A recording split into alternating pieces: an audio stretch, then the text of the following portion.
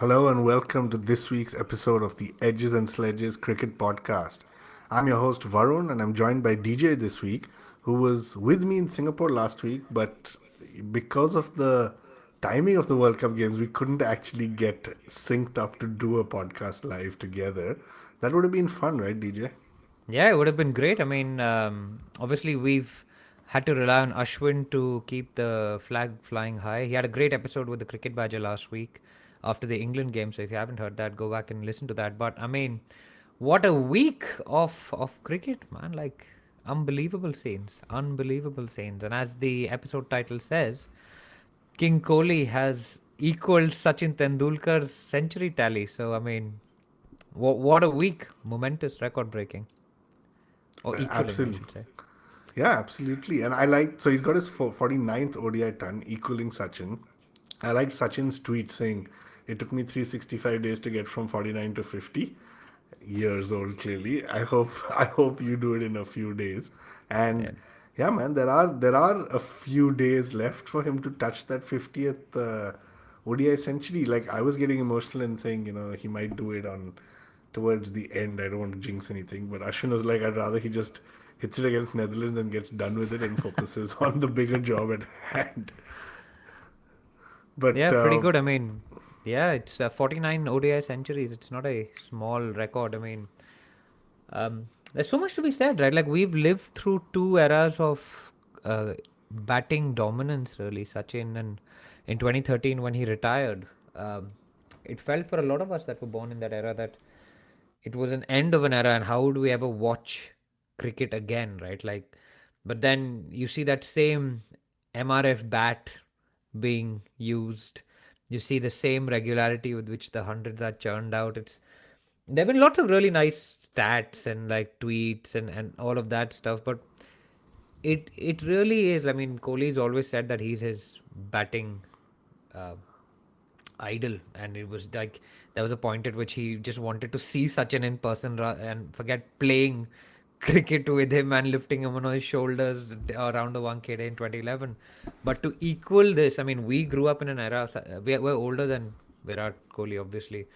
But imagine if one of us had actually gone on to play cricket with Sachin and at one point had actually done anything of any note. Whereas Kohli's actually done that. Was when we thought it's a record that would never be surpassed. And I mean, the guy who carried Sachin on his shoulders is now standing shoulder to shoulder to him in a way, in world cricket and in Indian cricket. So I mean, it makes you feel quite privileged to live in this era of Indian cricket, and there's more reasons for that than just this point where you'll be to come to the bowling and all of that. But it's a pretty emotional moment, and we've watched the rise of Kohli. We've all worried about how his attitude is and his behavior is. We watched the fall of Kohli a little bit last year and the year before that, where everybody was like, when he's scoring his next 100.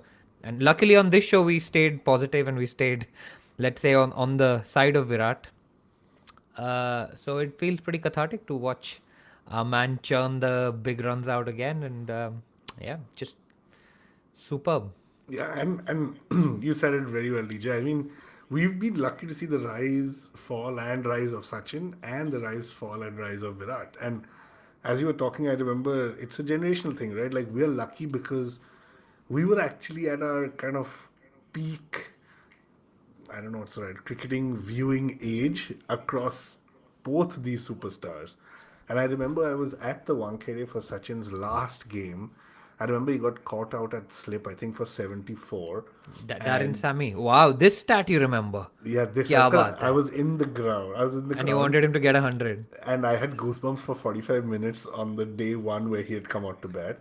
And I remember he got out, and like my friends and I were just crying, and this little kid in front of us turned to his dad and said, yes, Virat Kohli is going to come now. And I was like, and this was in 2013, and I was just like, I didn't know what to do with myself when I heard that, but that's just what it is, man. You've got some kids in the stadium thinking that Shubman Gill is the next Virat Kohli, and that's just how the cycle continues. But you're right, we are very lucky and privileged to have watched him. So, DJ, let's just talk about the big thing that has happened today as we are recording the episode, all right? So and let's get that out of the way because it's a huge controversy. And the Bangladesh versus Sri Lanka match is happening in Delhi as we speak. Now, there was a situation where Angelo Matthews came to bat, and mind you, I was doing like a little bit of work, and so I had this on in the background, and I think the score was 4 down, and 2.5 to 3 minutes later, I look at the scoreboard and it's 5 down. And in my head, I'm thinking, oh my god, Shakib has got another wicket. He's somebody else's fantasy captain. How is my life so bad? And things like that. And then I looked up and I realized he's been timed out. And that's the first time in international cricket that somebody has been timed out. So, Angelo Matthews comes to the crease, clearly a little bit late. He has his helmet on, tries to adjust it, sees the strap is loose or is broken, calls for another helmet. At that point, Shakib kind of does a half appeal to the umpire. The umpire starts discussing it. Apparently, the umpire asked Shakib twice if you would like to withdraw the appeal. I'm not saying I'm stating facts here. I'm stating what I've read in the last couple of hours. Asked if he'd like to withdraw the appeal. Matthews went to Shakib and said, come on, man, like you gotta just let this go. Shakib said, my conversation is with the umpires. And next thing you know, he's been asked to walk off the field, given out. And before I come to your opinion on this, there's two things, right? I just want to say one, I think the third or fourth umpire clarified that the decision was made before the helmet strap got loose. He was still late. And the second thing is, like, what's your perspective on this? Because it feels like a Mankat controversy is gonna erupt here. But if Mankat is like 50-50, this feels like it's gonna be 80-20. Let me stop and get your view on that. Yeah, this is a particularly interesting one. This has happened for the first time in international cricket, unlike Mankads or bowlers and runouts, which have been happening for a long time, right? Like that's been in the game for much longer. So I had actually read that Matthews was at the crease and the helmet strap broke at 1 minute 55 seconds. So now the rule is obviously you have to be ready to face the ball within 2 minutes of the last wicket falling. So that's a rule that's been written a long time ago. Things have obviously changed since then, right? You have DRS for one. You get 15 seconds to review your DRS decision. So I don't know whether the batsman should start running out the moment the guys are, because now you can review 15 seconds. It could happen, right? So that's one point. This is just on the fly, right? This has happened a few hours ago. So I'm just thinking of these things. The second thing that happened was, so why does this only apply to your first ball and not to every ball? Like in tennis, let's draw a parallel, right? In tennis, you get you get a warning or you get a point docked if you're slow to serve, because I think you've got 30 seconds between points where you have to serve by 30 seconds being done. But that's not on the first point of the match. It's on every point. Wanted to say Angelo Matthews would have just faced that first ball from a spinner and then adjusted the helmet or figured out what he wanted to do and taken 4 minutes for that ball. What happens in that scenario? But I have a counterpoint to you. What if he's swept that ball from Shakib, the ball is gone into his grill and broken his face because his helmet is loose? Yeah. Right? Okay, so I've thought about this as well. I'm like, why didn't he just play the ball? But then it was like, because, it's normal. Later in the game, you were watching this, I think Shanto or Litandas had got cramps, and so he was lying down, and Matthews was getting really pissed. He's like, what's happening over here? Like, you can't wait 5 seconds for me for this. But there's background to all of this, right? This started in Nidahas as a Nagin derby. It became the whole Nagin dance. It's a big rivalry that's grown over They time. seem to have this rivalry with everyone. Nobody else knows it's a big rivalry except Bangladesh. I've often said this. It's like that cousin of yours who's interested in your exam Your marks. marks. Your And you're marks, just yeah. like, nobody's interested in you, bro. Like, I'm looking forward. Where are these Nagin? India, Bangladesh have a rivalry. Pakistan, Bangladesh have a rivalry. Afghanistan, Bangladesh have a rivalry. And now you've called Sri Lanka, Bangladesh the Nagin but derby. Like, what is going on? This sends such a weird message, though, because it's only the first ball that you have to be ready to face. You can't be timed out for any of the other balls that you play in your innings. So just go play the first ball and then you're sorted. But now you'll see people running out, I'm sure, before the DRS is even over. So you'll have situations where you've got 3 batsmen waiting at the crease. Because if you're quite fast, like Virat might actually cover the whatever 70 meters in his pads within 15 seconds. I wouldn't That put it past him. So you could see see, this is Shubman, Rohit, and Virat all hanging out together before maybe DRS this has been is the taken. new yo-yo test, like the go-go test or something. Just how quickly can you get to the center Yeah, from the but boundary? anyway, so that happens. But then I've also thought about this before. And previously, I always thought that this was a rule that would ever be invoked if somebody is like, I don't know, he's either late, like you're playing with 10 men and that person is not going to show up. So you're timed out. So it's a rule for convenience. Right? Like you often like turn up on a Sunday or a weekend game and you only have 10 players. Right? So, I mean, that's when that rule actually makes sense. Your 11th wicket is timed out.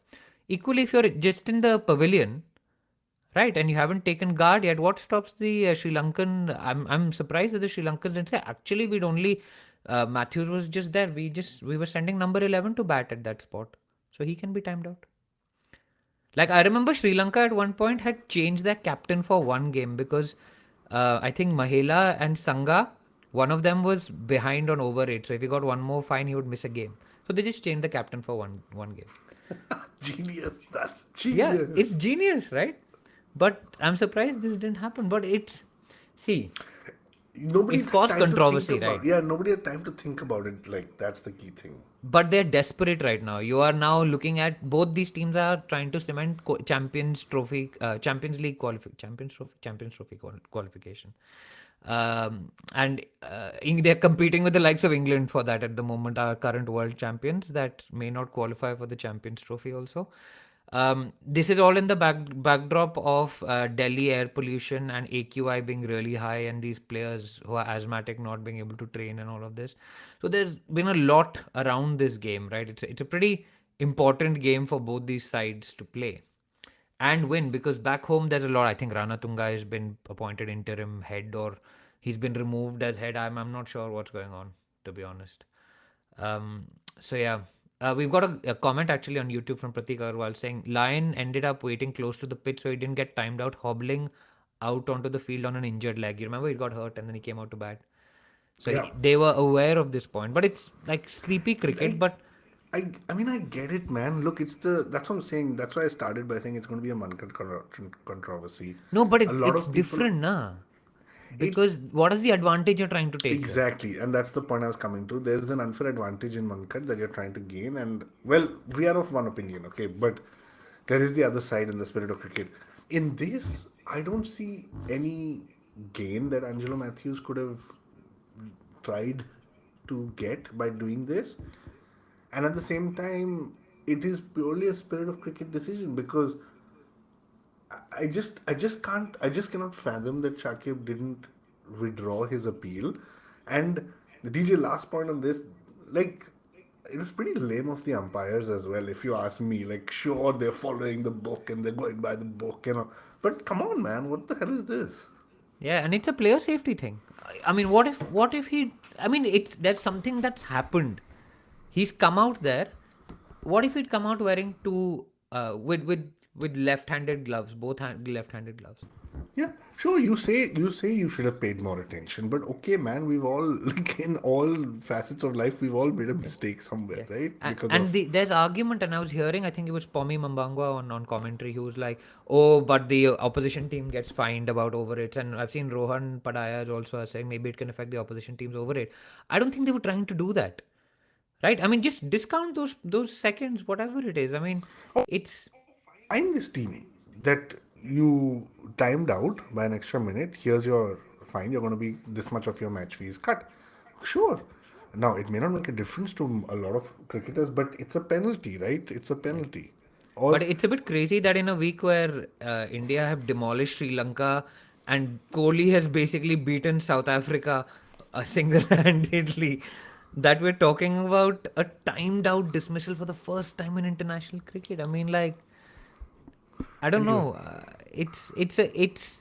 I think it's this is a bit desperate more than anything else. Mankad, there's a different story. Like if you're wandering out and it is dozy cricket as well on Matthews's part. Let's be clear, yeah, yes, it is, and I'm right? sure. He should have asked the umpires. I think this is a case where you say, "Can I get my guys? My helmet is broken," and If I was playing on a weekend, I would have said, "Oh shit, my helmet is broken. I need to ask the umpire." Yeah. Right? So, I mean, he was dozy, and just asking for it was pretty silly of him. Yeah. But they took advantage of it, and they are within their rights to do it. So now, what I want to see next, similarly, right? I've thought about this. David Warner does it all the time, all the time. He blocks a ball and picks it up and hands it to the fielding side. Right? That's okay on a weekend or a Sunday in a friendly game. That's okay. But one day somebody's going to appeal and he's going to be given out handle the ball. Yeah. If you don't ask permission for it, the game is getting more and more professional and more cutthroat, right? So And Kohli did that this yesterday is where as it's well. going. Sorry? Kohli did that yesterday as well. There was a point where he kind of defended the ball. It went. He just picked it up and gave it back to the bowler. In fact, he did a backflip. But yeah, man, it happened. So anyway, I think our view on this is pretty clear. DJ, before we get into the India games, let's just do a very quick wrap of the table. India has qualified as guaranteed number one. I was told or I read recently that the same thing happened in 2015 and 2019. DJ, does that sound correct in your memory that we came number So one we in were the table? definitely number one in 2019 Yeah. because it changed where the semi-final was going to be. Because we were going to end second, and I think Australia lost the last game of the Yes. league, That league is stage, and we ended up playing New Zealand as number 4. Yeah. Yep. So, and 2015, yeah. But I mean, honestly, dude, like, this is not like that though. Yeah, it's not This is because we of are the dominance. demolishing teams Yes. in this Yeah. World Cup. This feels like, and I was listening to somebody talk about it. 2003 and 2007, Australia won the World Cup undefeated. Oh, they did. Okay, that was going to be my next question. Has a team ever won undefeated? 2003 and 2007, both Australia have won undefeated. It would not, and I know you've got some strong views on this. Yeah. But it is not impossible for India to go undefeated in this World Cup with the level of domination they have displayed. England blown away for 100. Sri Lanka blown away for what, 50? 55? 55. South Africa, second on the table, qualified for the semi-final, blown away for 80, 83. I was on a flight yesterday. I watched the first half on the plane, on my layover between the first leg and the second leg. So it was really good because it was perfect. I watched it from the first 3. I had a 3-hour layover. Rohit, I think, had just got out. But I watched the entire thing till the Kohli 100, and then I took off for my second flight. I was literally sitting in the plane while Kohli got his 100. I was like, yeah. But then you get 1 hour of free Wi-Fi on this plane. So I logged on around the time I knew the match would be getting over. And I was like, there must be something. But the match was over like 2 hours before that because South Africa were 83 all out. I was like, I think the maximum in the last 3 games the game has gone to is the 34th over, if I'm not mistaken. Like, we've just not had to bowl beyond that. that's just domination, man. Yeah, it is domination, and you're right, DJ. It does feel different. Don't get me wrong. I have just got anxiety from the last couple of knockout games we faced. I've had fights with some friends also. Why have you been fighting with your friends though? No, I've What's just been happened now? fighting because I'm just of the view that do anything you can to avoid that knockout loss. And so I'm saying play the middle order, give them game time, give everyone, time in the middle, because it feels like in knockouts we lose our top order too early. And yeah, my friends have correctly pointed out it's not a trend, it's only happened twice and stuff. And sure, man, maybe I'm not thinking rationally, but I just in the last 10 years of watching cricket, these are my scars, right? And so I just worry. And so the domination is excellent, but coming back to the table, if we are kind of number 1 and New Zealand edges in at number 4, like, I am not going to be having fun watching that game until I know that we're in a good position. So I would actually rather play Australia in the semis than in the I'd rather play Australia in the final rather than the semis. I think it's going to be India Australia playing the final. Okay, let's see. So that's my prediction. India. So DJ, you're predicting India Australia final. Yeah. Okay. Well, I predicted Kohli to be top scorer. That's not far at the moment. So India, top of the table with 16 points. South Africa currently number 2 at 12, but Australia is number 3 at 10. And so there is a possibility that Australia wins both and South Africa loses one. So there might be a mix in those two. But But I they play each think, other, right? 2 and 3 play each other anyway. yeah, exactly. So it's most likely going to be a South Africa Australia semi final.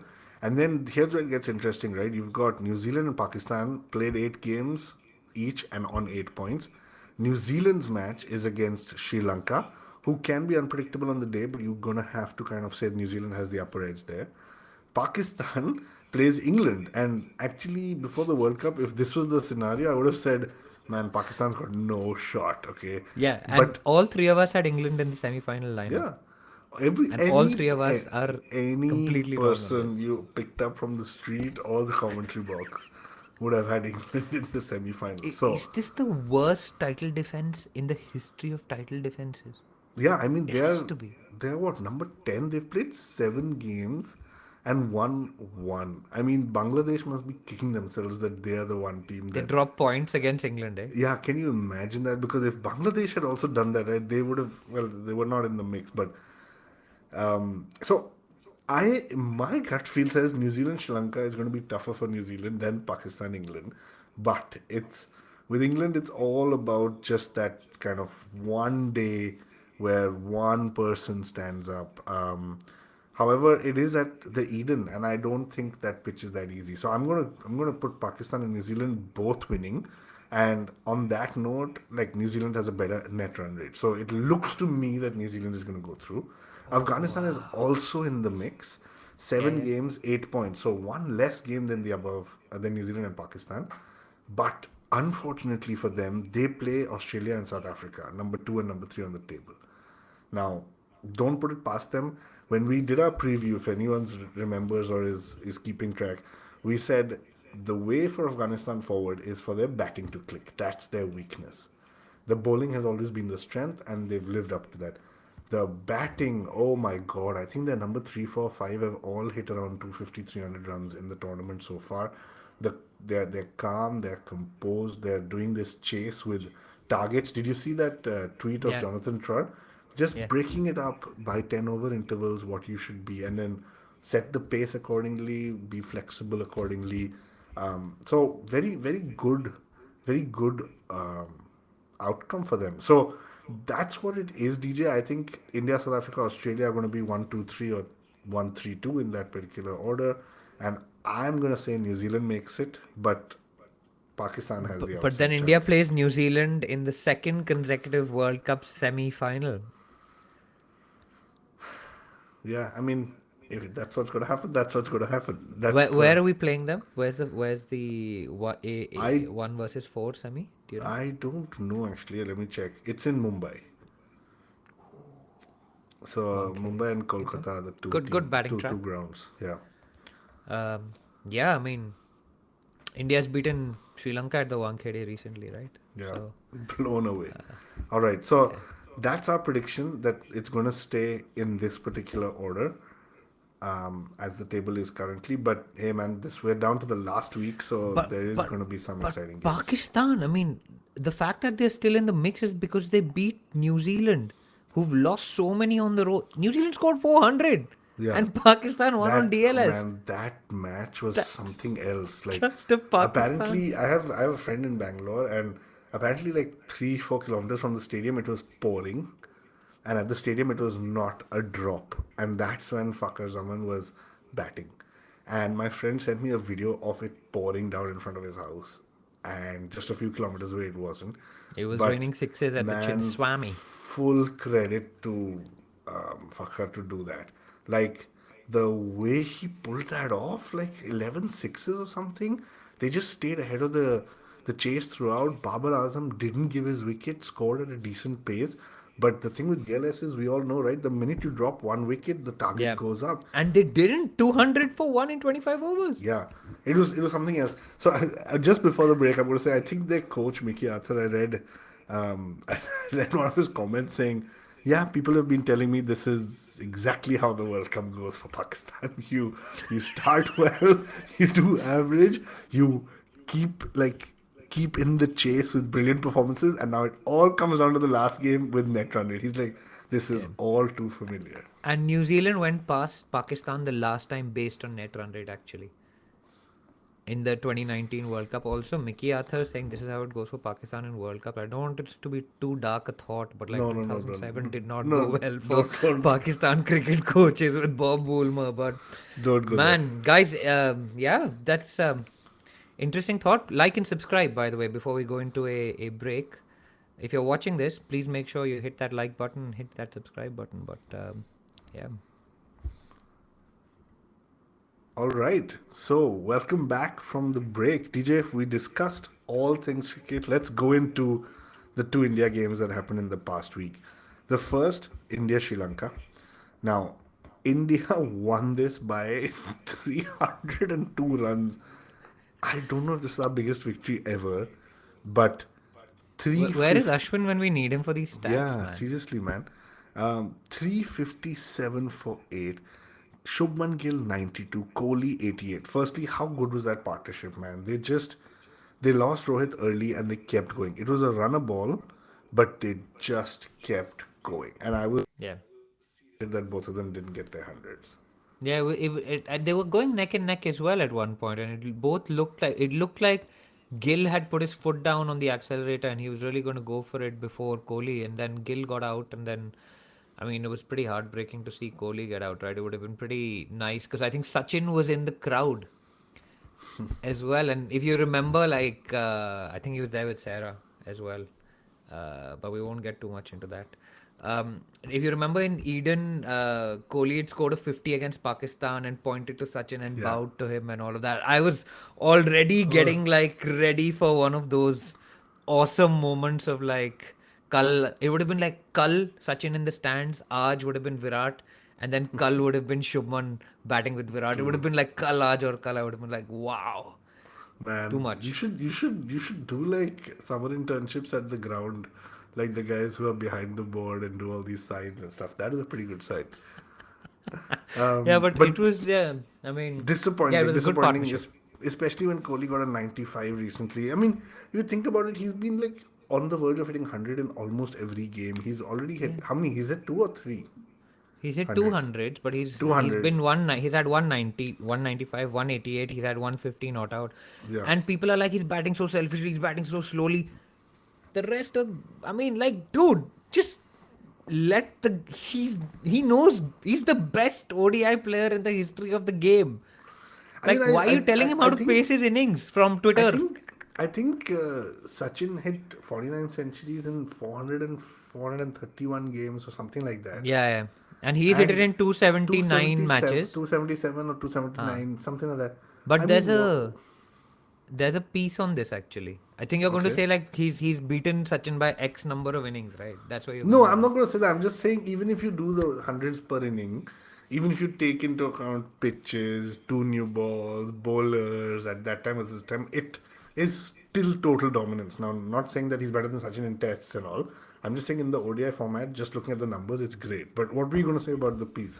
So there's an article before this 100 that he scored on Cricinfo. I can't remember who's written it. And I usually don't read the more stats driven articles, I have to say, because I find them really boring because they're just like this. They just make up all these weird metrics and they apply all of this. But this made sense to me because they were trying to compare Sachin and Virat across eras, and it's very hard to do that. But then you compare it based on how many hundreds your team had scored, how many hundreds were scored generally in it. So that differential, and that's the metric by which they used it. Now, basically, they came to the conclusion that they were both.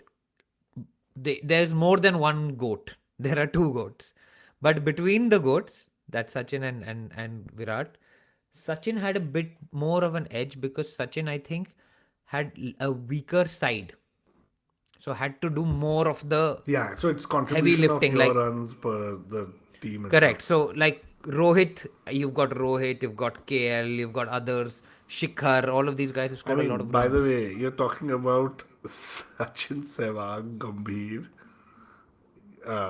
Yeah, but Sehwag was not a great ODI player. He didn't score Yuvraj, much in ODI. Yuvraj, Raina, Dhoni. That is what the lineup you're comparing. But yes, okay, that's probably after 2006, 2007. But generally in the 90s, I agree with you. Yeah, and there are more hundreds generally scored in the game now. So that's what they've tried to set the benchmarks. Yeah. And this guy concludes that Sachin is slightly. So it's Sampath Bandarupalli who's written this on stats analysis on Cricket Info. So I've just pulled that up. No, but it's Okay, nice. interesting, but it's just mind-boggling numbers. And Sachin at one point said that these are the two guys that are going to break my records. Because did you see the Salman Khan clip? Salman Khan asked him, and he said they're sitting in this room. Yeah, and So yeah, he pointed to Virat and Rohit, and he's like, as long as an Indian holds the record, I'm okay with this, yeah, which is kind of nice, right? yeah. So that Oh, was a sorry, we big one. got totally distracted We by. talked about his 100, which is in the next game. But essentially, man, Shreyas Iyer finally came good. 82 of 56 balls. I thought he played a very, very good knock to help India get to that 350 plus total.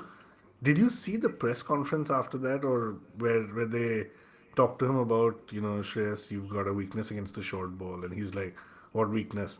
What short ball? If I get out to an overpitch ball, you'll say I've got a weakness on the overpitch ball. If you get out to a Yorker, you'll say I've got a weakness on Yorker. So that I think didn't go very well for him in terms of Twitter and perceptions. But But he was also too happy when he won the fielding medal. through the way these guys are jumping and all, it's crazy. It's a great thing. It's very nice to see actually. Yeah. No, but good to see Shreyas come good. I mean, with the injury to Pandya, which we haven't actually talked about yet, right? Yeah, let's talk about that. Yeah, we should. So even without Pandya, Shreyas was there. I said this at the start of the World Cup. I have had mixed views on Iyer, but the general view that I have had is that he's a good stable hand in the middle order for when a collapse happens, right? So that has been the view now. Is he the best option? I'm not sure. Is he consistent? No. Has he done well in the last two games? Yes. So let's be positive and kind of take it that he is now going to play. But Hardik Pandya is out, okay? And that is a massive blow to India because what that means is that once India loses their fifth wicket, right? It's Jadeja's in, and that is it. That is when the batting stops because you've essentially got Shami, Bumrah, Kuldeep, and Siraj following. So, in a tough situation like we saw in one game where Sky had to bat with the tail, Sky was kind of forced to farm the strike and then hit because he knows there's no runs coming from the other end. So, one issue is definitely the batting stops at a certain time. And the second is if any of the bowlers pull up in their run up or like what happened to Pandya, why are you laughing? Rahul Dravid's comment. Oh yeah, we have yeah. So we'll get to that, but We should if, come to that. yeah, if any of the bowlers have a slight injury in the first 10, 15 overs of the game, we've got 35 overs to go with only 4 bowlers and a wrong-footed in-swinging seamer, who Dravid playfully referred to as Kohli. But everything is going well, DJ, but we can't escape the fact that this is something that could harm us. But you can't. There's nothing you can do because the only alternative is to play Shardul, and I think none of us want that. Yeah, Kohli ko bowling though. That's what Yeah. you're saying. I mean, how bad can it be? Yeah, He's taken a wicket off the 0th ball. Did you see Anushka Sharma's Instagram post? no, I didn't see So that. Kohli got a wicket without bowling a legitimate ball in international cricket. Why was it a And it wide was not a stump? timed out wicket. He got Kevin Peterson stumped off a wide by Dhoni on his first ever ball in ODI cricket. So Anushka Sharma has actually posted this. And Kevin Peterson has been like, you should thank me for always looking out for your husband and all. It was too good. It was just too good. The bands. But yeah, on the more serious note, yeah, if someone's ankle gets twisted and they can't bowl their overs, there's a problem, and the Indian team will not look just like a wow then, because that's at the moment everybody's saying we're looking just like a wow, but that's going to be a problem, dude. Yeah, it is going to be a problem, and yeah, you can trust any out of Australia, South Africa, New Zealand to capitalize on those 5, 7, 8 overs that are required to be bowled by part-timers. But didn't we see Shreyas Iyer board some leg spin? We saw some footage in the nets in Lucknow, I think, where Shubman Gill was bowling, Kohli was bowling, Shreyas can bowl, Rohit used to be able to bowl. Uh, Yeah, I mean, but we've been Sky can also discuss. bowl. Yeah, sure. I mean, Kedar can also bowl. We've been discussing this for 5, 7 years. So I think if we believe that we have the resources to do it, I think we're highly mistaken. But equally, like, I mean, Shami, man. Yeah. Boss, you were all over getting Shami into the I side at told the you. expense of Siraj. I No, told but you, and at you the guys expense of laughed Siraj. at me. Yeah, at the expense of Siraj. Yeah. Yeah. But he's bowling first change after these guys, and Who he's just like cares? 5 wickets, But 5 wickets, he 5 should have wickets. been ahead of Siraj. I'm not saying Siraj shouldn't have played. I'm saying he should have been ahead of Siraj, and I'm glad that at least that I got right for this World Cup. Every Yeah. World Cup I get one prediction right. But Yeah. anyway, look, the batting we talk about between India, South Africa, and India, Sri Lanka, we've spoken about it. Kohli's magnificent century in the second game. Let's talk about the bowling because I've been reading all over Twitter. People are saying I actually want to watch India's bowling versus India's batting. And the same thing is with me. Like, I'm happy that India's bowling like second in the last game and the previous game because I can sit down, I can just focus on it and just watch the magnificent bowling and play. What is going on? Did you read that some Pakistani journalist somebody said, maybe not journalist, don't quote me on that, but somebody said ICC is giving India different balls to bowl with. Okay, and they asked Yeah, Wasim every Akram match has a about new this. ball. I don't know. Do they want to play with the same ball from the first match? I don't know. It was incredible. Somebody actually came up with this theory, and Wasim Akram on Pakistan TV said, "I want to have what those guys are having, smoking in some sense," because he said it just sounds brilliant. Like whatever you're having, it's amazing. And then he followed up by saying, don't embarrass just yourself, but you're also embarrassing the country." But anyway, leave that. That's in jest. But DJ, what's happening, man? Like the Sri Lanka game, the top five was 0-0-1-0-1. Then there was 12 and then 0-0. It was almost a repeat of the Asia Cup. Of course, there Siraj started it. Bumrah is surprisingly not getting as many wickets as one thought he would, but his economy rate was 1.6 in that game. Yeah. And Yeah. then when you come to the South Africa game, 83 all out. Siraj again started that destruction and then just followed by Shami. So let's talk about it. And I did read something else that said if Bumrah doesn't get you, Siraj will. If Siraj doesn't get you, Shami will. If Shami doesn't get you, Jadeja will. And finally, if Jadeja doesn't get you, then Kuldeep will. So is this our best bowling lineup ever in ODI cricket? I mean, I think you just gone through that, and I'm just like, each of these guys can just pick 5 wickets on their day. Bumrah's not getting wickets because they can't score runs off him. They're looking to play him out. Yeah. Yeah. They're looking to block him out so that they can attack the others, and that's helping the others. That's helping Siraj and Shami pick up wickets, right? Because if Siraj and Shami, Bumrah and Siraj keep it tight at the end, they think, okay, we're going to release our big shots against Shami. We're going to get after Jadeja. We're going to get after Kuldeep. It's just relentless. It's like the old Australian team. This is what I'm saying, right? You had McGrath, you had Brett Lee, you had Gillespie, you had then Shane Warne. They just kept coming at you one after the other. There was no respite, right? And that's what makes this bowling attack great. Now the key point is this attack has only come together because uh, he's injured, right? Pandya's injured. We were playing with Yeah. three all rounders to start. We're now playing with one. So the strategy has gone completely out of the window of having three all rounders, having lots of backup, lots of options. But now you're just backing your guys that are going to get the job done. And we had some comments about Sky's batting against with the tail, and Bharat Ramachandran says it was pretty poor for him to be batting with the tail like that, taking singles on the first and second ball, not farming the strike. But I mean, is there anybody better to bat in the last 20 overs of a game than Surya Kumar Yadav? He may not have like a good batter next to him, but he can do the whole thing by himself. And we were watching that England game together in Singapore, right? And when he hit that ball behind for six, we both got up. We were like, "This is the sky that we all know and love." Um, but yeah, I mean, it's this combination of five batters, six batters with KL, one all rounder, and then the bowlers after that. It's just like it's different from where we thought we would be, Yeah.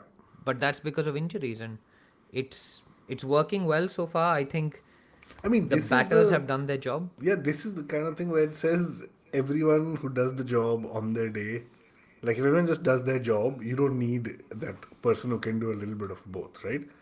Yeah, And it's that's what not Dravid, T20 cricket, right? You yeah, don't need options that many. You can back Shami to come back after 2-3 bad overs. yeah. So I think it's just that injury during the game. But anyway, let's keep our fingers crossed. Dravid also said it like he said. I think the top seven has enough quality in there, right? So the eighth batsman at the cost, like you will give up. You have to sacrifice something, right? You can't have everything. Right now, it feels like you've got the five bowlers and the six batsmen, but something's got to give. So anyway, with that, I think this week is the last week of the league stage. Like we said, there's a couple of interesting games. I mean, I think Australia Afghanistan should be a good game to watch. New Zealand Sri Lanka, South Africa Afghanistan. If the spin gets going and South Africa's chasing, you never know. England Oh yeah, Pakistan. interesting that we chose to bat first against South Africa, don't you think? Yeah, it was actually. It was. I don't know why actually. That's a very good point. Because New we Zealand like to chase, also. but South Africa like to bat first. Yeah. They lost against the Netherlands batting second. They came very close against Pakistan with 1 wicket. So that is going to be South Africa's bogey. Like if they lose the toss and they have to chase, maybe they'll come under a bit more pressure in the Yeah, knockouts as well. which And is what. Australia will So be against watching an that. Afghanistan who is going to be pumped up, you never know. And then, of course, the last game is India versus Netherlands. So should be a fun week ahead. It's been, it's heating up the World Cup as we are getting into the semi-final stage. I think three of the four slots are done. But that's a wrap this week, guys. Thank you for tuning in, and we Fantasy? will fantasy. Fantasy Yeah, में क्या हुआ? I don't have the table. Do you have it? Let me find the table. But you're doing pretty well, aren't you? Yeah, doing decent. We're pretty close actually. All three of us are pretty close, I would say. Let me bring up the table. I'm number 12 in our league. I'm trying to look. You're number 14 and Ashwin is number 20. But number 1 is Pandemic Fixers, nice name. Number 2 is Baja by Bus and number 3 is Swapnil 308. So, I've Pandemic, used a lot of my boosters actually. I used my bowling booster. That was pretty good. I had Zampa that nice. day, who took 3 for 21. Awesome. So yeah, so that seems to be like Pandemic Fixers in our league has got a 2,000 plus lead. So I think you're going to be running away with it if you are listening to the show. But yeah, that's it, guys. So we will see you next week after the India Netherlands game and to do a preview of the semi-finals. And fingers crossed, everything goes well.